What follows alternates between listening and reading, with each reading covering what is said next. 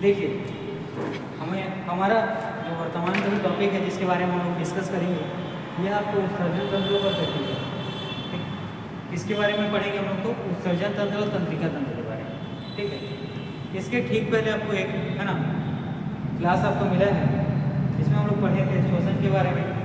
ठीक है, तो आप उस वीडियो को देखें और जितने वीडियो आ रहे हैं सबको अच्छे से देखें। चलिए हम लोग अब आगे बढ़ते हैं और देखेंगे उत्सर्जन तंत्र और तंत्रिका तंत्र के बारे में।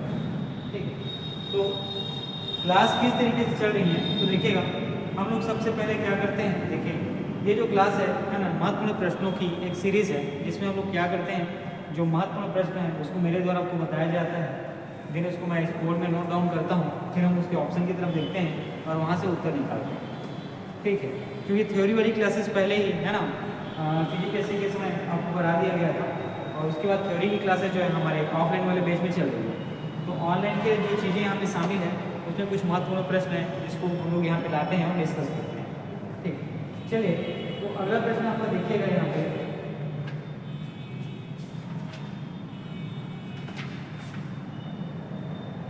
एल्कोहल के नीरावेश के लिए निम्नलिखित मानव अंग में कौन सा उत्तरदायी है, प्रश्न आपसे पूछा गया। ठीक, तो पहला प्रश्न है आपका एल्कोहल के नीरावेश के लिए शरीर का कौन सा अंग उत्तरदायी है, प्रश्न आपसे पूछा गया है। ठीक है, चलिए देखते हैं। आपका यहाँ पे ऑप्शन ए यकृत, ऑप्शन बी फुफ्फुस, ऑप्शन सी हृदय और ऑप्शन डी विवेक। ठीक है, तो यहाँ पर आपका जो सही उत्तर होगा ये होगा यकृत। ठीक, तो एल्कोहल के नीरावेश के लिए कौन सा अंग जो है उत्तरदायी है, जिम्मेदार है, तो याद रखिएगा यकृत। ठीक है, कौन सा अंग है तो यकृत। ठीक, चलिए इसी में आगे बढ़ते हैं और अगले प्रश्न को देखते हैं। देखिएगा आपका जो अगला प्रश्न है, एक स्वस्थ मनुष्य एक दिन में निम्नलिखित में से कितनी मात्रा पेशाब करता है, प्रश्न आपसे पूछा गया। ठीक, एक व्यक्ति अगर वो स्वस्थ है तो एक दिन में उसके द्वारा जो पेशाब का उत्सर्जन है कितना किया गया है उस मात्रा को आपको बताना है। ठीक है, तो option A 1.5 litre, option B 3 litre, option C 6 litre और ऑप्शन डी 9 लीटर। तो एक स्वस्थ मनुष्य प्रतिदिन कितने लीटर पेशाब का उत्सर्जन करता है, तो याद रखिएगा 1.5 लीटर है ना, 1.5 लीटर। कितना तो याद रखिएगा 1.5 लीटर। चलिए आगे बढ़ते हैं और अगला प्रश्न देखते हैं कि मानव मूत्र का जो पीला रंग होता है, ठीक है, वो किस वर्णन के कारण होता है, प्रश्न आपसे पूछा गया। ठीक है, मानव मूत्र का जो पीला रंग होता है, ठीक है, ये पीला रंग का वर्णन क्या है आपको बताने हैं। चलिए ऑप्शन की तरफ गौर करते हैं, देखते हैं। ए साइटोक्रोम, बी यूरोक्रोम, सी हीमोक्रोम और डी फिनालिक्रोम। तो याद रखिएगा बी यूमोक्रोम आपका सही उत्तर हो जाएगा, है ना। तो याद रखिएगा यहाँ पे ऑप्शन बी यूरोक्रोम ये आपका सही उत्तर हो जाएगा। ठीक है, चलिए आगे बढ़ते हैं और अगला प्रश्न देखते हैं कि मानव शरीर में खून के शुद्धिकरण की प्रक्रिया को क्या कहते हैं, आपको बताना है। ठीक है, मानव शरीर में खून की शुद्धिकरण की प्रक्रिया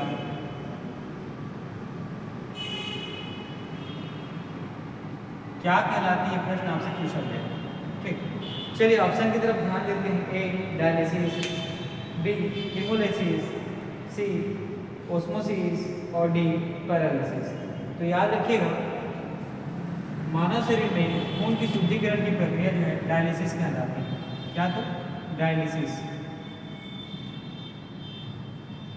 ठीक, क्या कहलाती है तो आपको याद रखना है डायलिसिस, है ना।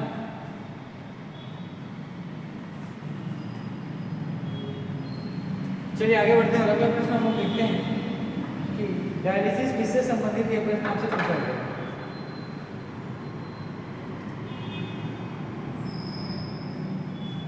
जो ये डायलिसिस है ये किससे संबंधित है, प्रश्न आपसे पूछा गया। तो वृक्क से, है ना। ये जो डायलिसिस है ये किससे संबंधित है, तो आपको याद रखना है वृक्क से, है ना, वृक्क से। ठीक, तो डायलिसिस का संबंध या डायलिसिस का जो रिलेशन है ना, डायलिसिस किस अंग का किया जाता है, तो याद रखिएगा किडनी, और किडनी को है वृक्क या विकृत कहते हैं। ठीक है, चलिए आगे बढ़ते हैं। आपका अगला प्रश्न है कि अपोहर, ठीक है, अपोहर जिसे कार्य संपादन हेतु प्रयुक्त किया जाता है वह क्या है। ठीक, अपोहर जिसके कार्य संपादन हेतु, ठीक है, अपोहर जिसे कार्य संपादन हेतु प्रयुक्त किया जाता है, क्या किया जाता है, प्रयुक्त किया जाता है। ये क्या है, ये आपसे प्रश्न पूछा गया, तो याद रखिएगा वृक्क। ठीक है, क्या, तो वृक्क। अगला देखिए,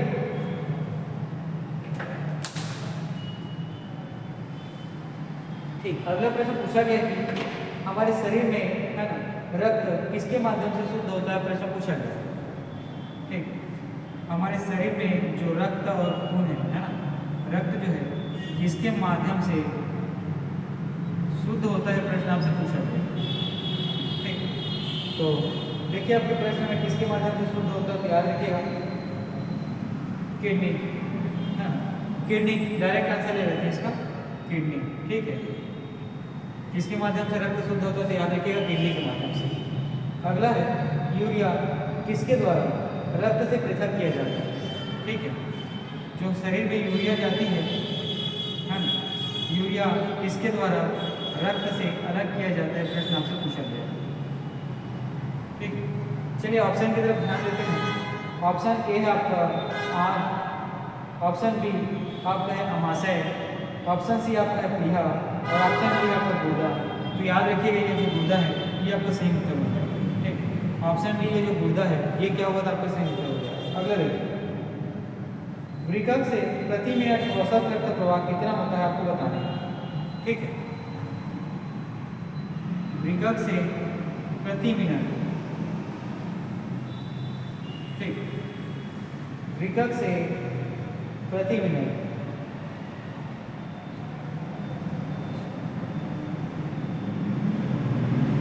औसत रक्त प्रवाह।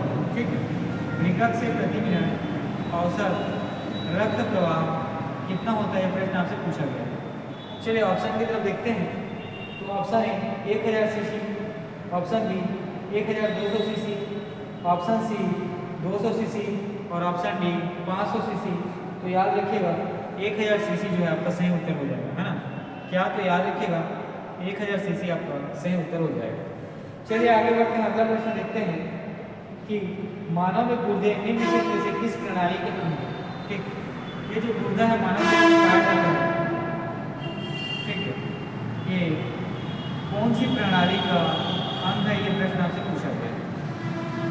ठीक है, option A nutrition, option B transportation, option C excretion और ऑप्शन डी रेस्पिरेशन। तो याद रखिएगा ऑप्शन सी एक्सक्रीशन। ठीक है, ऑप्शन सी आपको याद रखना है, क्या, तो एक्सक्रीशन। ठीक है, आगे बढ़ते हैं और अगला देखते हैं। अगला प्रश्न, अगला प्रश्न यहाँ पे है कि जब वृक्क कार्य करना बंद कर देता है तो निम्नलिखित में से कौन सा पदार्थ जमा होता है, आपको बताने का। ठीक है, जब जो है वृक्क कार्य करना बंद कर देता है, ठीक है, वृक्क जो है कार्य करना बंद कर देता है तो कौन सा पदार्थ जो है जमा होता है ना, ये प्रश्न आपसे पूछा गया। ऑप्शन ए शरीर में वसा, ऑप्शन बी शरीर में प्रोटीन, ऑप्शन सी रक्त में शर्करा, ऑप्शन डी रक्त में नत्र जनित अपशिष्ट पदार्थ। ठीक, ऑप्शन डी रक्त में नत्र जनित अपशिष्ट पदार्थ, है ना, ऑप्शन डी रक्त में नत्र जनित अपशिष्ट पदार्थ।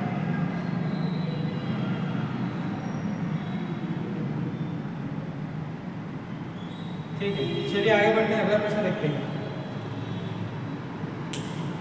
निम्नलिखित में से कौन सा मानव गुर्दे का सामान्य कार्य नहीं है, ये प्रश्न पूछा गया।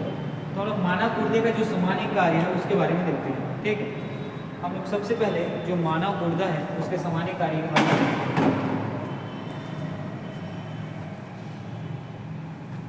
ठीक, मानव जो गुर्दा है इसके सामान्य कार्य के बारे में बातें करते हैं।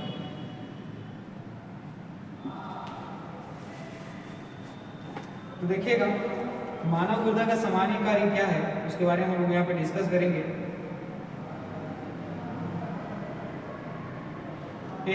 रक्त में जल की मात्रा का नियंत्रण करना, ठीक है ना।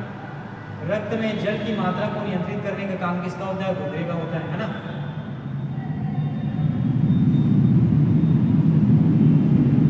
अगला आपको इसी में देखने को मिलता है, अगला देखिएगा यूरिया को छान कर बाहर करना, ठीक, ये भी गुर्दा का काम है ना। इसके पहले हम लोगों ने थोड़ी देर पहले यहाँ पे देखा था, ठीक, इसको तो यूरिया है ना। यूरिया को रक्त से अलग कौन करता है? गुर्दा। यूरिया को छान कर अलग करने का काम ये कौन करता है? तो गुर्दा करता है। आगे बढ़िए और अगला प्रश्न देखिए, ठीक, कई हार्मोनों का इस्तेमाल जो है गुर्दे के द्वारा किया जाता है, ठीक। कई जैसे हार्मोन होते हैं जिनका इस्तेमाल जो है इसके द्वारा किया जाता है, गुर्दे के द्वारा किया जाता है। चलिए आगे बढ़ते हैं और अगला प्रश्न देखते हैं।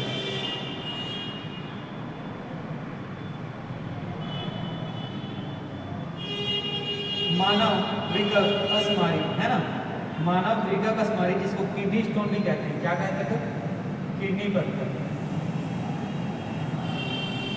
ठीक है। मानव वृक्क अस्मारी जिसको किडनी स्टोन में पाए जाने वाले प्रमुख रासायनिक यौगिक है, ठीक। किडनी पत्थर बनाने वाला प्रमुख रासायनिक यौगिक कौन सा है आपको बताने। ऑप्शन ए यूरिक अम्ल, option B calcium carbonate, option C calcium oxalate और ऑप्शन डी कैल्शियम सल्फेट। तो ऑप्शन सी कैल्शियम ऑक्सलेट आपका सही उत्तर होगा, ठीक।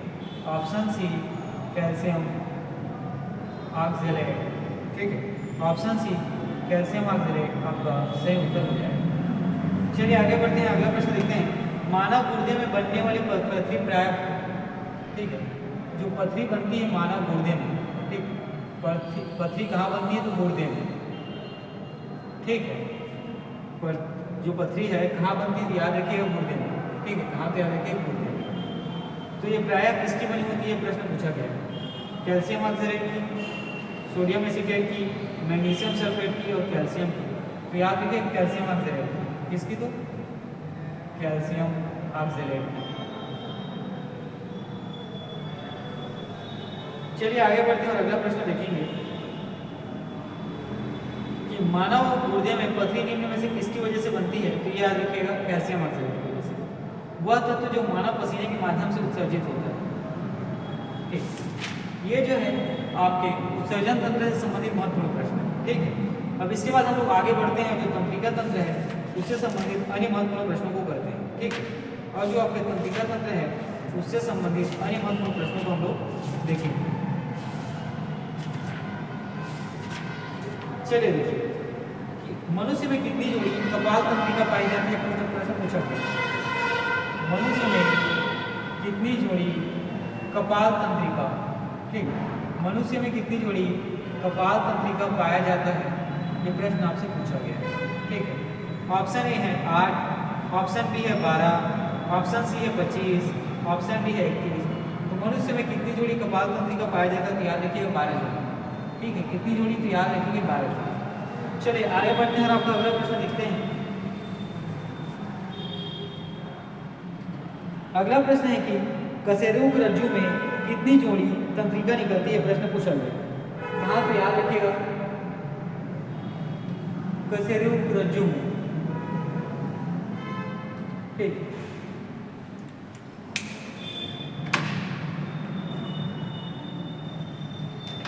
देखिए अगला जो प्रश्न है कि कशेरुक रज्जु में, कहाँ? तो कशेरुक रज्जु में कितनी जोड़ी है ना, कितनी जोड़ी तंत्रिका, ठीक है, कितनी जोड़ी तंत्रिका निकलती है? प्रश्न आपसे पूछा गया। Option A 13, option B 31, option C 33 और ऑप्शन डी 12। तो याद रखिएगा ऑप्शन डी 31 आपका सही उत्तर होगा। इसके बाद अगला प्रश्न देखिए, जो प्रतिवर्ती क्रियाओं का नियंत्रण केंद्र कहाँ पर है आपको बताना है, ठीक है। प्रतिवर्ती क्रियाओं का नियंत्रण केंद्र कहाँ पर है आपको बताना है, ठीक। तो चलिए यहाँ पे ऑप्शन देखिएगा, प्रमस्तिष्क में, बी अनुमस्तिष्क में, सी कशेरुक रज्जु में, है ना, कशेरुक रज्जु मतलब आपका जो स्पाइनल कॉर्ड होता है वहाँ पे, और डी तंत्रिका कोशिका में। तो याद रखिएगा प्रतिवर्ती क्रियाओं का नियंत्रण केंद्र कहाँ है, तो कशेरुक रज्जु में। कहाँ, तो कशेरुक रज्जु में, ठीक है। चलिए आगे बढ़ते हैं और अगला प्रश्न देखते हैं। सुई चुभाने पर निम्नलिखित अंगों में से कौन सा दर्द महसूस नहीं करता है आपको बताने, ठीक है। सुई चुभाने पर कौन सा अंग है जो दर्द महसूस नहीं करता है, प्रश्न आपसे पूछा गया। चलिए ऑप्शन की तरफ देखते हैं।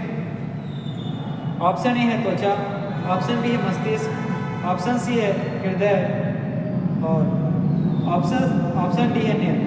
तो याद रखिएगा मस्तिष्क, है ना। सुई चिढ़ाने पर दर्द कहाँ नहीं होता, तो याद रखिएगा मस्तिष्क। ऐसा क्यों होता है, तो याद रखिएगा क्योंकि मस्तिष्क में दर्द, है ना, ग्राहिकाओं का भाव होता है। क्योंकि मस्तिष्क में आपको याद रखना है दर्द ग्राहिकाओं का भाव होता है, ठीक है। और मानव मस्तिष्क में, मानव मस्तिष्क में जो स्मरण क्षमता है, क्या, तो याद रखिएगा स्मरण क्षमता, ठीक है। मानव मस्तिष्क में जो स्मरण क्षमता है ये कहाँ होती है, तो ये मेड्यूला, ठीक है। ऑप्शन ए है मेड्यूला ऑब्लांगाटा, बी सेरिब्रम, सी ब्रेन कैविटी, डी सेरिबेलम, और ई सभी में। तो याद रखिएगा सेरिब्रम आपका सही उत्तर हो जाएगा, क्या, तो सेरिब्रम जो है आपका सही उत्तर हो जाएगा। अगला देखिए, परितृप्ति एवं प्यास के केंद्र मानव मस्तिष्क के निम्नलिखित में से किस भाग में अवस्थित है आपको बताने, ठीक। परितृप्ति व, ठीक, परितृप्ति व प्यास के केंद्र, ठीक है। परितृप्ति व प्यास के केंद्र मानव मस्तिष्क के किस भाग में उपस्थित होते हैं, ये प्रश्न आपसे पूछा गया। ए अग्र मस्तिष्क में, बी हाइपोथैलेमस में, सी मेड्यूला में, और डी याद रखेंगे ऑप्टिक लॉब में। तो याद रखिएगा हाइपोथैलेमस में। मस्तिष्क के किस भाग में, तो याद रखिएगा हाइपोथैलेमस भाग में, है ना। चलिए आगे बढ़ते हैं, अगला प्रश्न देखते हैं कि शरीर के तापक्रम को कौन नियंत्रित करता है, आपसे प्रश्न पूछा गया। शरीर के तापक्रम को नियंत्रित कौन करता है, प्रश्न आपसे पूछा गया है, ठीक। तो चलिए यहाँ पे देखिए, option A thalamus, option B hypothalamus, option C cerebellum, और ऑप्शन डी, है ना, ऑप्शन डी है मेडुला। तो याद रखिएगा यहाँ पर आपका उत्तर जो है ऑप्शन डी हाइपोथैलेमस हो जाएगा। यहाँ पर आपका उत्तर जो है कौन सा, तो याद रखिएगा हाइपोथैलेमस हो जाएगा।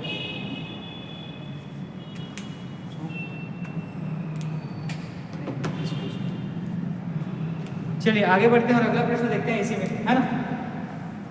अगला देखिएगा कि मानव शरीर का तापक्रम, ठीक है, मानव शरीर का तापक्रम से संबंधित प्रश्न आपसे पूछा गया है। और चलिए ऑप्शन की तरफ ध्यान देते हैं। जाड़ों में घट जाता है, मतलब सर्दी के दिन में घट जाता है, बी गर्मियों के दिन में बढ़ जाता है, सी न तो जाड़ों में घटता है और न ही गर्मियों में बढ़ता है, ऑप्शन डी जाड़ों में बढ़ जाता है। तो याद रखिएगा जो शरीर का तापक्रम है न ही जाड़ों में, ठीक है, न ही जाड़ों में घटता है और न ही जाड़ों में ये जो है बढ़ता है, ठीक। शरीर का तापक्रम के बारे में आपको याद रखना है, ये ना तो जाड़ों में क्या है घटता है और न ही जाड़ों में बढ़ता है। अगला देखिए, सामान्य मानव शरीर का तापक्रम कितना होता है, ये प्रश्न आपसे पूछा गया, ठीक है। सामान्य मानव शरीर का तापक्रम, ठीक, सामान्य मानव शरीर का तापक्रम कितना होता है, देखो, ठीक है, ठीक है। यहाँ पर आपसे प्रश्न पूछा गया कि सामान्य मानव शरीर का तापक्रम, ठीक है, क्या तो याद रखिएगा तापक्रम कितना होता है, प्रश्न आपसे पूछा गया। Option A 98.4 Fahrenheit, option B 98 Fahrenheit, option C 98.8 Fahrenheit, option D 98.6 Fahrenheit. तो याद रखिएगा मानव शरीर का तापमान कितना होता है, तो 98.6 फ़ारेनहाइट, है ना, 98.6 कितना होता है, तो फ़ारेनहाइट। चलिए आगे बढ़ते हैं और अगला महत्वपूर्ण प्रश्न को देखते हैं। मनुष्य के शरीर का सामान्य तापमान कितना होता है, ये प्रश्न आपसे पूछा गया था, याद रखिएगा, ठीक है।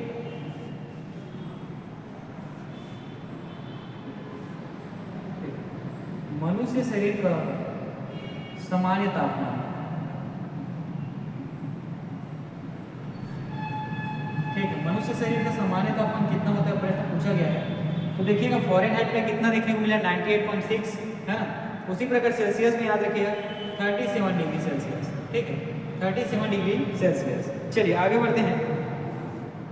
मानव मस्तिष्क के निम्नलिखित भागों में कौन सा एक निगरण और उल्टी का नियमन केंद्र है, ठीक है।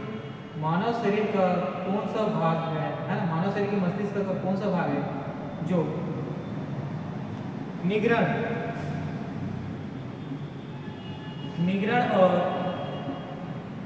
ठीक है, निगरण और उल्टी का, है ना, निगमन केंद्र है, ठीक। मस्तिष्क, मानव शरीर का मस्तिष्क का वो कौन सा भाग है जो निगरण और उल्टी का निगमन केंद्र है। चलिए ऑप्शन की तरफ देखते हैं। ऑप्शन ए है आपका अनुमस्तिष्क, ऑप्शन बी है प्रमस्तिष्क, ऑप्शन सी है आपका मेडुला ऑब्लांगाटा और ऑप्शन डी है आपका पोन्स। तो याद रखिएगा मेडुला, ठीक है, याद रखिएगा उत्तर हो जाएगा मेडुला ऑब्लांगाटा, ठीक है, मेडुला ऑब्लांगाटा, ठीक है। तो आपका जो सही उत्तर हो जाएगा वो हो जाएगा मेडुला ऑब्लांगाटा, ठीक। तो देखिएगा इतनी चीज़ें, है ना, हमारे जो उत्सर्जन और तंत्रिका तंत्र में थे। तो यहाँ पर हम लोगों ने किन किन चीज़ों को देखा, चलो ये उन चीज़ों को हम लोग एक बार क्विक रिवीजन करते हैं और उसके बाद आपका ये जो महत्वपूर्ण टॉपिक है ये समाप्त हो जाएगा। तो देखिएगा उत्सर्जन तंत्र और हम लोग पढ़ रहे हैं किसके बारे में, तंत्रिका तंत्र के बारे में। यहाँ पर जो पहला प्रश्न है कि एल्कोहल को नीराविष हमारे शरीर में, है ना, जो आप एल्कोहल ड्रिंक करते हैं, ठीक है, उसको नीराविष शरीर का कौन सा अंग करता है, तो याद रखिएगा यकृत। उसी प्रकार में एक व्यक्ति अगर स्वस्थ है तो उसके द्वारा प्रतिदिन, है ना, प्रतिदिन जो मूत्र त्याग किया जाता है वह लगभग कितना होता है, तो याद रखिएगा 1.5 लीटर, है ना, 1.5 लीटर। उसी प्रकार अगला प्रश्न है कि मानव द्वारा जो, है ना, पेशाब किया जाता है, उस पेशाब में जो पीला रंग दिखता है वो कारण किसका है, तो याद रखिएगा पीला रंग होने का कारण है यूरोक्रोम, क्या, तो यूरोक्रोम। इसी में अगला है कि मानव शरीर का खून की जो शुद्धिकरण की प्रक्रिया है ना, मानव शरीर के खून को जो शुद्ध करने की जो प्रक्रिया होती है इसको क्या कहते हैं, तो डायलिसिस कहते हैं, ठीक है।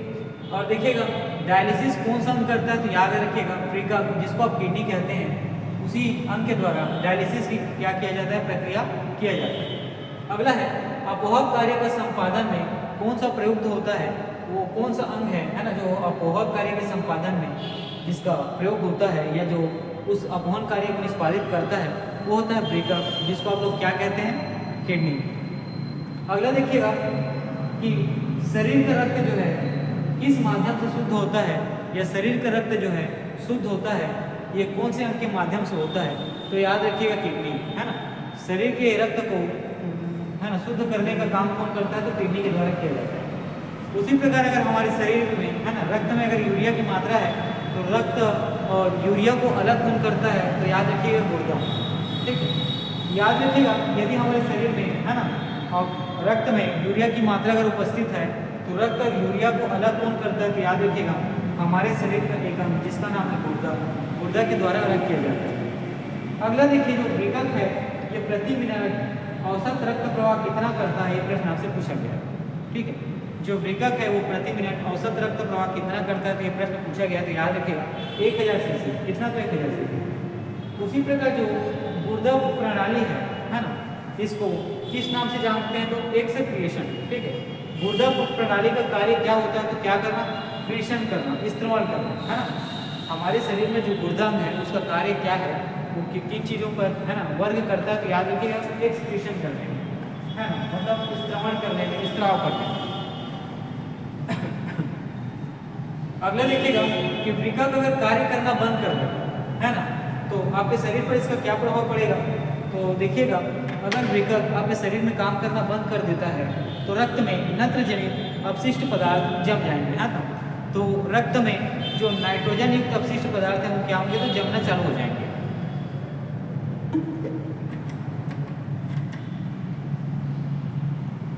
चलिए इसी में आगे बढ़ते हैं और अगला प्रश्न देखते हैं।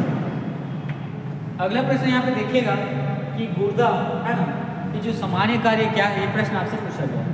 जैसे रक्त में जल की मात्रा को नियंत्रित कर रही गुर्दा का सामान्य कार्य, है ना। जो हमारे शरीर का गुर्दांग है उसका सामान्य कार्य क्या है, तो याद रखिएगा रक्त में जल की मात्रा को नियंत्रित करना। अगला देखिए, और साथ ही यूरिया को छान कर अलग करना, है ना।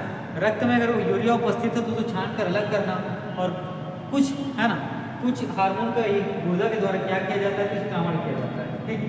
कुछ हार्मोन के द्वारा गुर्दा का क्या किया जाता है, तो याद रखिए इस्तेमाल किया जाता है, ठीक है। हमारे शरीर में, ठीक है, अगर जो किडनी है, वृक्क है, वहाँ अगर पत्थर बनता है, ठीक है, स्टोन बनता है, तो उसका कारण क्या होता है, तो याद रखिएगा कैल्शियम ऑक्जेलेट का जमाव, ठीक है।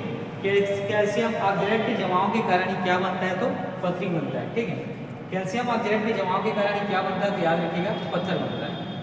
उसी प्रकार गुर्दे में अगर पथरी है तो इसका कारण क्या होता है, तो याद रखिएगा पथरी का कारण केवल कैल्शियम ऑक्जेलेट होता है ना। आगे देखिए कि मनुष्य की में जो, ठीक है, कपाल में, ठीक है, मनुष्य की कपाल तंत्रिका में, ठीक, मनुष्य में जो कपाल तंत्रिका है उसकी संख्या कितनी जोड़ी होती है, ये आपको बताना है, ठीक। मनुष्य में जो कपाल तंत्रिका है उसमें जोड़ी की संख्या कितनी होती है, तो याद रखिएगा 12। कितनी, तो मनुष्य की जो जोड़ी कपाल तंत्रिका है संख्या में कितनी है, तो याद रखिएगा 12। उसके बाद आगे देखिए जो कशेरुक रज्जु है उसकी जो जोड़ी तंत्रिका की संख्या कितनी है मानव शरीर में, तो याद रखिएगा 31, ठीक है। मानव शरीर में जो जोड़ी कपाल तंत्रिका की संख्या कितनी है, तो याद रखनी है आपको 12। उसी प्रकार मानव शरीर में जो कशेरुक रज्जु है उसकी जोड़ी तंत्रिका संख्या कितनी है, तो याद रखिएगा 31, ठीक है। मानव शरीर में जो कशेरुक रज्जु है उसकी जो जोड़ी तंत्रिका संख्या कितनी है, तो याद रखिएगा 21। उसी प्रकार प्रतिवर्ती क्रियाओं का जो नियंत्रण केंद्र कितना होता है, नियंत्रण केंद्र किसके पास होता है, तो याद रखिएगा कशेरुक रज्जु में, ठीक है। जो प्रतिवर्ती क्रियाएं आप करते हैं उसका नियंत्रण या उसका जो मॉनिटर करने वाला जो तंत्र है वो क्या है, तो याद रखिएगा कशेरुक, है ना, रज्जु में। कहाँ, तो कशेरुक रज्जु के द्वारा जो प्रतिवर्ती क्रियाएं हैं उसका नियंत्रण किया जाता है। अगला देखिए, सुई चुभाने पर शरीर का वह कौन सा अंग है जहाँ दर्द महसूस नहीं होता है, तो याद रखिएगा मस्तिष्क, ठीक है। कहाँ पर, तो मस्तिष्क में। ऐसा क्यों होता है कि मस्तिष्क में जो दर्द वाहिकाएं होती हैं, है ना, जो दर्द वहन करने वाली जो ग्राहिकाएं होती हैं वो क्या होती है, तो मस्तिष्क होती है, ठीक। उसी प्रकार अगला प्रश्न है कि मानव मस्तिष्क की जो स्मरण क्षमता है ये कहाँ पर रहती है, कौन से अंग में रहती है, तो याद रखिएगा सेरिब्रम में।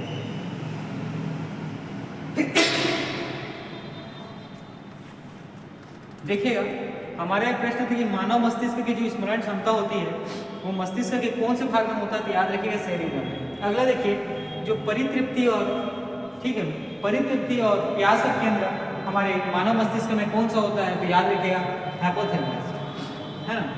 परितृप्ति और साथ ही आपका जो प्यास का केंद्र मस्तिष्क के कौन से भाग में, है ना, होता है, तो याद रखिएगा हाइपोथैलेमस में।